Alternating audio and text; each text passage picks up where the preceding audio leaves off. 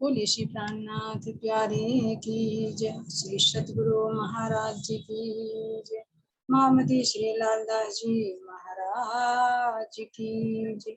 श्री पन्ना धाम की जय। बंदो सतगुरु चरण को गुरु सुप्रेम प्रणाम। अशुभ हरण मंगल करण धन देव चंद्र जी नाम। श्री प्राणनाथ निर्मूलपति श्री मेहराज शुभ नाम। तेज कुंवर श्यामा युगल को पल पल करो प्रणाम। पल पल करो प्रणाम।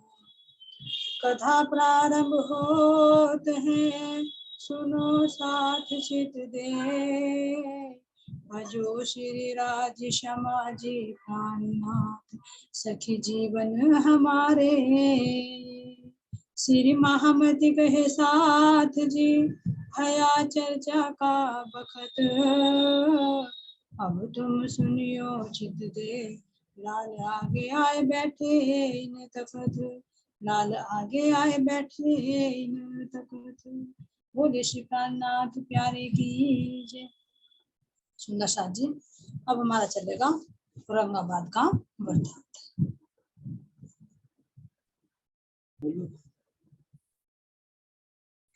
बोली श्री प्राणनाथ प्यारे की जय। श्री सुंदर साथ की जय।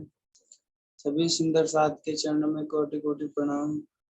आज का मेरा वर्णन है औरंगाबाद का वृतांत। राणा के मुल्सक से आए रामपुरे के ठोर। दुधलाई डेरा किया तहाँ के अंदर जले शोर। श्री प्राणनाथ जी राणा के राज्य उदयपुर से रामपुर आए। यहाँ दुधलाई नामक स्थान में ठहरने की व्यवस्था की। वहां पर दज्जाल ने ईर्ष्यालु लोगों को मन में बैठकर सुंदर साथ को बहुत परेशान किया। तब वहां से मुकुंद दास को और जो केशव दास की माई और वल्लभ भेजे भाव सिंह पास। श्री जी ने यहाँ से मुकुंद दास, केशव दास, खिमाई और वल्लभ दास को भाव सिंह हाड़ा के पास उनके मनोभाव जानने के लिए औरंगाबाद भेजा।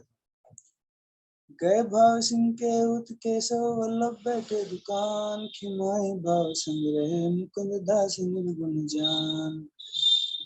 केशव दास, वल्लभ दास, खिमाई जी यह लोग एक दुकान पर बैठे थे। मुकुंद दास जी ने निर्गुण साधु वेश धारण किया था। गए भाव सिंह के उत केशव वल्लभ बैठे दुकान। खिमाई भाई संग रहे मुकुंद दास निर्गुण जान। केतेक महीने फिरे भेष राखे निर्गुण वेदांत को पक खोज या रहे बीच निर्गुण। साधु वेश में यह सब कई महीने भाव सिंह से भेंट करने के लिए प्रति में भटकते रहे। केशव दास ने वेदांत के पक्ष की जानकारी रखने वाले विद्वान साधुओं के पास बैठकर वेदांत पक्ष की खोज की।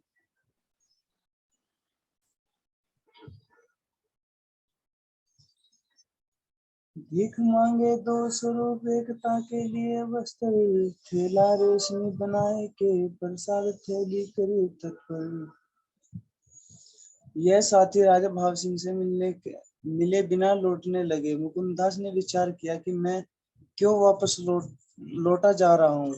मुझे अपने आत्मबल का परिचय देकर कार्य करके ही यहाँ से जाना चाहिए। अब मुकुंददास जी ने विचार किया कि मुझे अब महल से कुछ दूरी पर जो देवी का मंदिर है, मुझे उसमें छिपकर बैठ जाना चाहिए। तब राजा वहां आए तो मैं उन्हें प्रसाद की थैली के साथ साथ अपना पत्र भी दे दूंगा। इस प्रकार मुकुंददास जी ने ये प्रश्न राजा भाव सिंह तक पहुंचा दिए। राजा भाव सिंह ने मुकुंददास जी से श्री जी के बारे में पूछा कि वे कौन हैं और कहाँ रहते हैं और उन्होंने तुम्हें मेरे पास क्यों भेजा। यहाँ राजा ने श्री जी को कृष्णदास जी के नाम से पुकारा है। जब श्री जी कहा तब राजा इन पत्रों को पढ़ने लगे तो पास में ही दुष्ट रामदास भी बैठा था। वह ईर्ष्यावश राजा से बोला, ये परमात्मा को दो स्वरूप बताते हैं।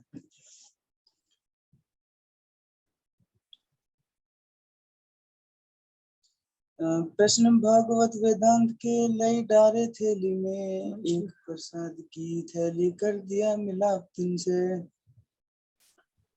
महंत रामदास राजा भाव सिंह का राज पुरोहित था। मुकुंदास ने उससे चर्चा करके राणा से मिलने का आग्रह किया। मुकुंदास जी का ज्ञान देखकर उसने ईर्ष्यावश उन्हें पीटकर नाला पार तक पहुंचा दिया, जिससे वह राजा से मिल न सके। यो करके जब छोड़िया, तब मुकुंददास किया विचार, दज्जाल मिलने न दे वही मैं हूँ खबरदार।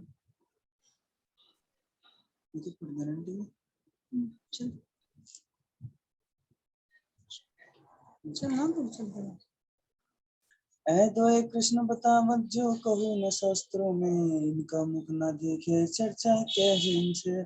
तब भाव सिंह ने महंत से कहा, तुम ऐसी बात क्यों कहते हो? ये तो अच्छी भली बातें की चर्चा करते हैं, हमारी आत्म परमात्मा स्वरूप की पहचान कराने की बात करते हैं। तब भाव सिंह बोलिया, ऐसी काहे तो तुम ऐसा भला कहत निज स्वरूप बतावत हम। भाव सिंह ने भली भांति यह समझ लिया कि रामदास कलयुग दज्जाल का स्वरूप है। यह अनुचित कमाई खाने वाला पंडित है। इसके मन में मुकुंदास के प्रति ईर्ष्या एवं शत्रुता है, इसलिए निंदा कर रहा है।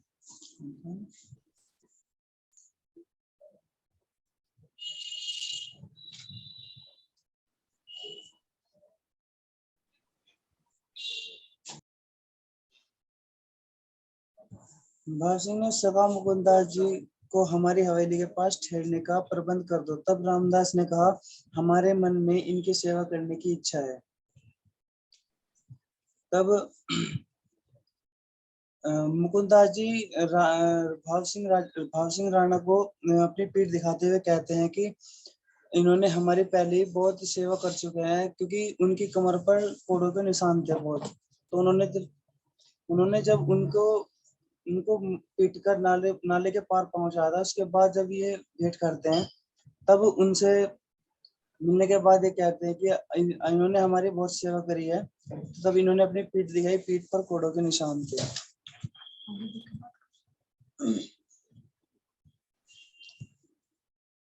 जो मेरे यहाँ आवत ताकि ऐसी सेवा करत, निकसो हमारे देश से जाओ देश में तिथि। भाव सिंह ने उससे कहा, जो अतिथि मेरे यहाँ आते हैं उनकी तुम ऐसी सेवा करते हो, तुम हमारे देश से निकल जाओ, किसी अन्य प्रदेश में जा बसो।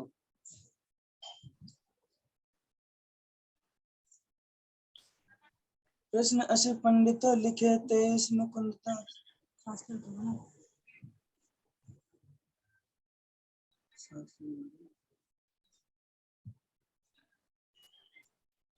भाव सिंह श्री जी के सुंदर साथ सहित मंदसौर से अपने ही राज्य में बुला लिया। औरंगाबाद उन्होंने श्री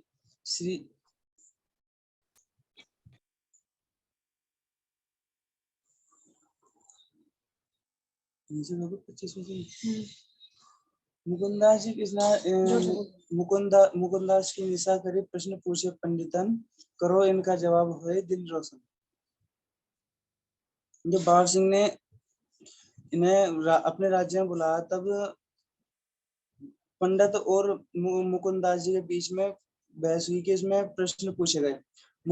जो पंडित थे वहां पे उनके बीच में एक शर्त हुई, जो अपने प्रश्नों का उत्तर सही से देगा, मतलब अपने प्रश्नों का उत्तर सही देगा तो वो विजेता होगा। जो उसमें नहीं दे पाएगा तो उसके गले में चप्पल की माला पहन के राज्य में घुमाया जाएगा। तब वहां पे प्रश्न पूछे गए, तो पंडितों ने 80 प्रश्न पूछे मुकुंदास जी से। तो मुकुंदास जी ने उनसे सारे प्रश्नों के जवाब दे दिए। तब मुकुंदास जी का प्रश्न पूछने का नंबर आया, तब उन्होंने पूछे तो उन्हें 15 दिन का समय दिया गया प्रश्नों के उत्तर देने का। तब प्रश्नों के उत्तर देने का समय गया, तो तब फिर उसके बाद पंडित मुकुंदास जी के पास पहुंचे। मुकुंदास जी के पास पहुंचे तो उनसे कहा, अकेले मतलब रात में गए बिना किसी को बताए, उन्होंने कहा कि आपके जो स्वामी है, स्वामी जी ने कहा कि जीविका को नष्ट करे तो उनके हम कर क्या सकते हैं। जो उनका कहने का मतलब ये है कि आप हमारे पेट पर लात मारो, क्योंकि उनका हफ्ता बंद कर दिया गया था। तब ये उनके पास गए तो उन्होंने कहा कि यदि आपके स्वामी जी ने कहा कि आप पंडितों की जीविका को नष्ट करें, और हम कर ही क्या सकते हैं, हम मन में संतोष करके बैठ जाएंगे। उसके बाद फिर इन्होंने कहा कि आप हमारा हमारा काम, हमारा घर परिवार कैसे चलेगा। तो उससे उन्होंने कहा कि आप राजा से हमारे उसमें हमारे खर्चे के मतलब हफ्ते के बारे में बात कीजिए। तब मुकुंदास जी राजा से मिलने पहुंचे।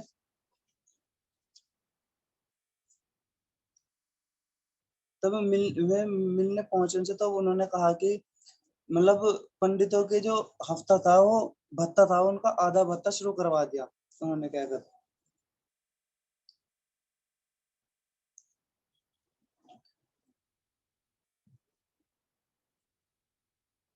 बुलाओ श्री जी साहब जी को, आसवारी ले तुम, ले हथनी बूंदिया से, और घोड़े दे हैं हम।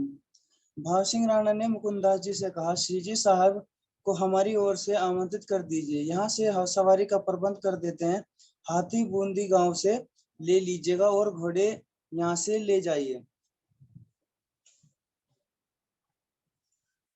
भाव सिंह श्री जी को सुंदर साथ सहित मंदसौर से अपने ही राज्य में बुला लिया। औरंगाबाद में उन्होंने श्री जी और सुंदर साथ की बहुत सेवा की। नरसैया के रचे हुए कीर्तनों को सुनकर इतने मग्न हो जाते कि बेसुध होकर नाचने लगते थे।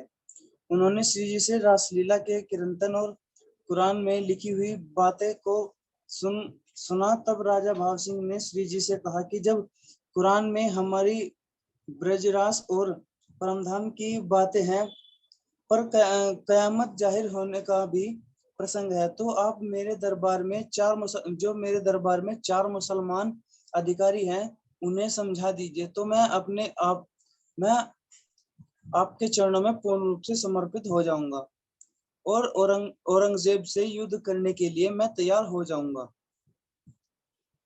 तब श्री जी साहिब जी ने कहा, सौंपो हमको मुसलमान, तिनको का समझावा ही वे लियावे इमाम। श्री प्राणनाथ स्वामी ने स्वभाव सिंह से कहा, आप मुसलमानों को हमें सौंप दीजिए, हम उनसे चर्चा करके आपको कुरान के यथार्थ अर्थ समझाएंगे, वे निसंदेह हमारी बात पर विश्वास करेंगे।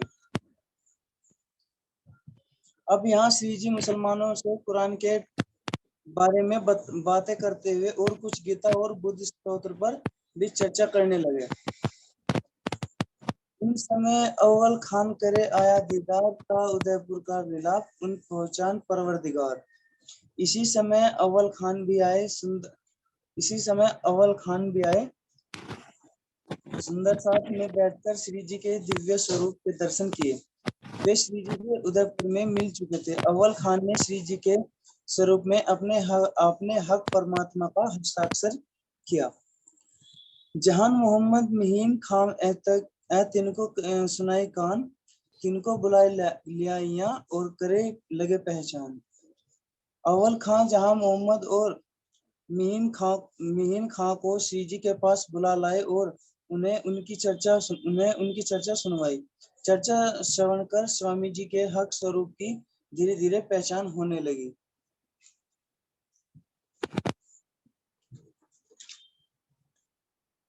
ए जहान मोहम्मद को असलू अंकुर ईमान था, आप तमाम तफसीर पढ़ो में अरबी खान। जहां मोहम्मद में परमधाम का अंकुर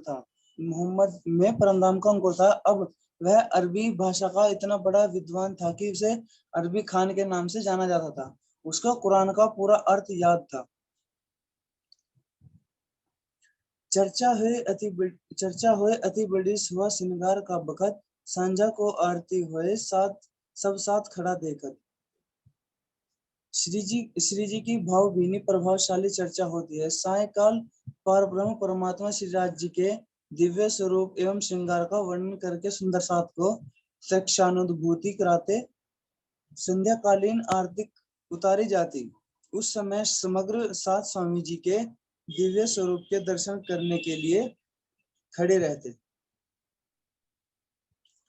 जात रहिया घर को कबहू ना लेऊं जल, मैं 2 मास मेहनत करी भाई ना रहूं निर्मल। जहान मोहम्मद यह कहते हुए घर चला गया, मैं अब यहाँ कभी जल भी ग्रहण करने नहीं आऊंगा। मैंने 2 मास परिश्रम करके चर्चा श्रवण की और फिर मेरी आत्मा निर्मल पवित्र नहीं हुई।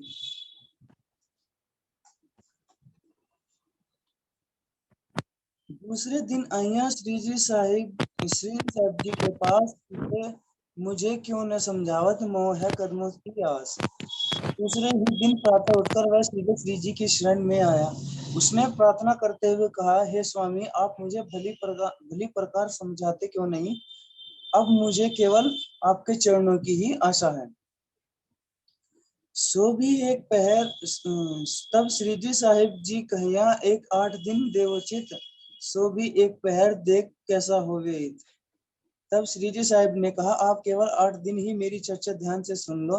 प्रतिदिन केवल आप प्रहर 3 घंटे चर्चा सुनने के लिए आओ, देखना आपको कैसा आत्म प्रकाश प्राप्त होगा। आया चर्चा सुनने, सवाल किया, मुर्दे क्यों उठेंगे बखत रोज कयामत। जब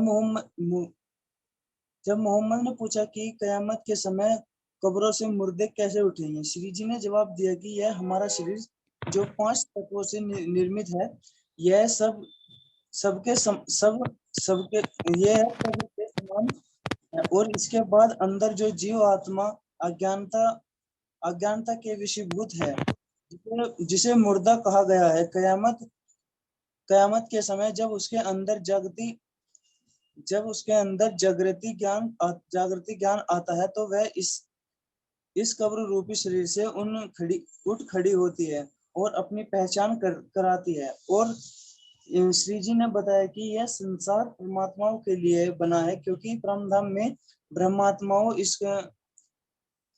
इसको रब्द दिया और अक्षर ब्रह्म में भी परमात्माओं की आनंद में लीला देखने की इच्छा की।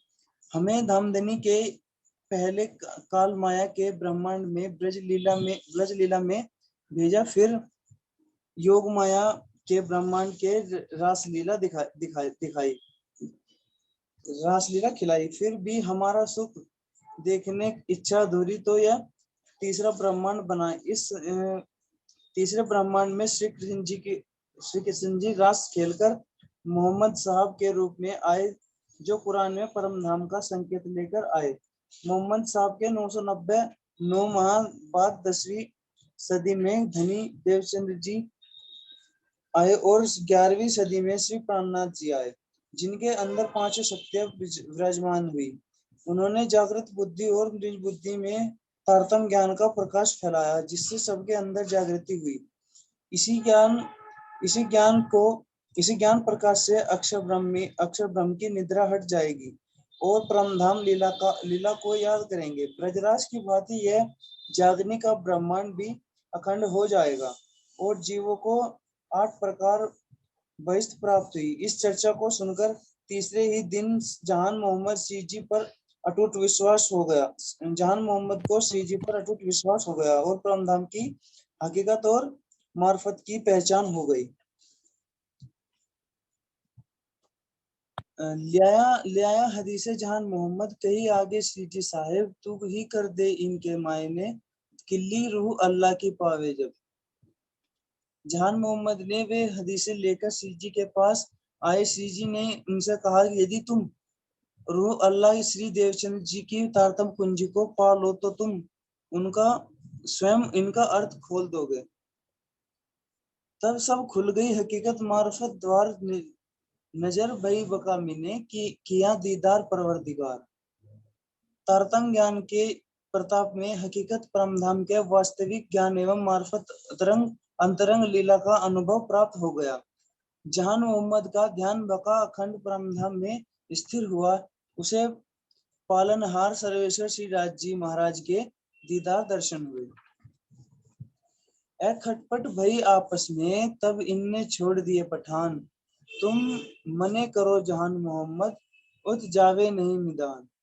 पठानों के साथ जहान मोहम्मद की इस प्रकार अनबन हो गई, तब उन्होंने उनको समझाना ही छोड़ दिया। पठानों ने निश्चय किया कि किसी भी तरह जहान मोहम्मद को ही श्री प्राणनाथ जी के पास जाने से रोक दिया जाए। मिल पठानों मने किया जहान मोहम्मद को सबन, तू क्यों वैरागी के कदमों लगे, ते क्या जाना मोमिन। सब पठानों ने मिलकर जहान मोहम्मद से कहा, तुम क्यों उस वैरागी के चरणों में झुकते हो, तुमने उन्हें मोमिन कैसे पहचाना। ऐसे वचन कहकर सबने जो उसे रोका।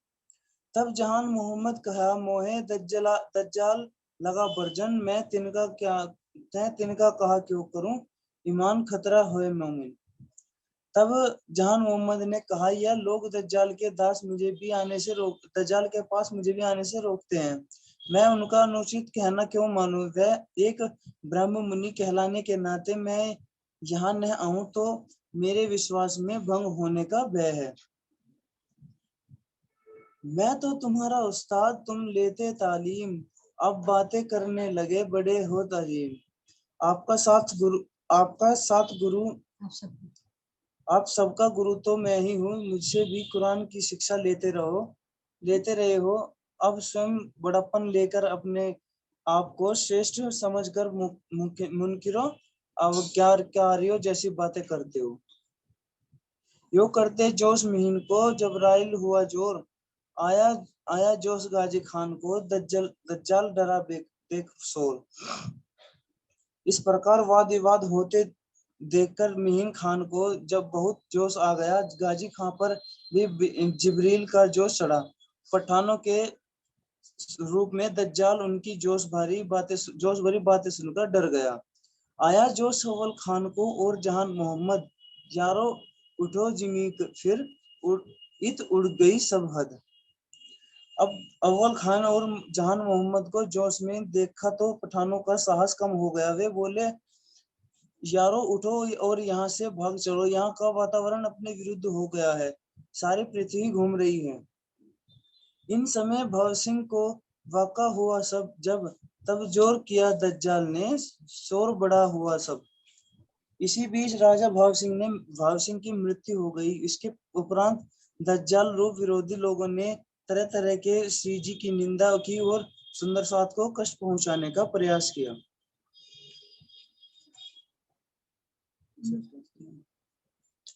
फतेह मोहम्मद ने अपने सेवकों को आदेश दिया कि उन वैरागियों को ढूंढो और कैद में डालो। फतेह मोहम्मद के आदमी सुंदर साथ को सारे शहर में खोजने के लिए, लेकिन श्री जी तो उसी के महल्ले के उसी हवेली के पास एक मुल्ला के घर में ठहरे हुए थे। किसी कारणवश ज्ञान मोहम्मद फतू अल्लाह के घर आए तो उसे पता चला कि श्री जी तो उसी हवेली के अंदर बैठे और यहाँ पर कुरान पर चर्चा चल रही है।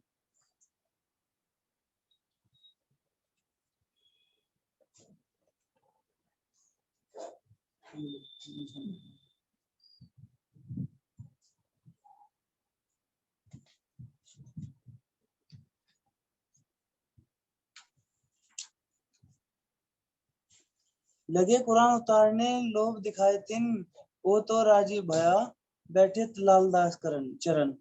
मौलवी को कुछ आर्थिक लोभ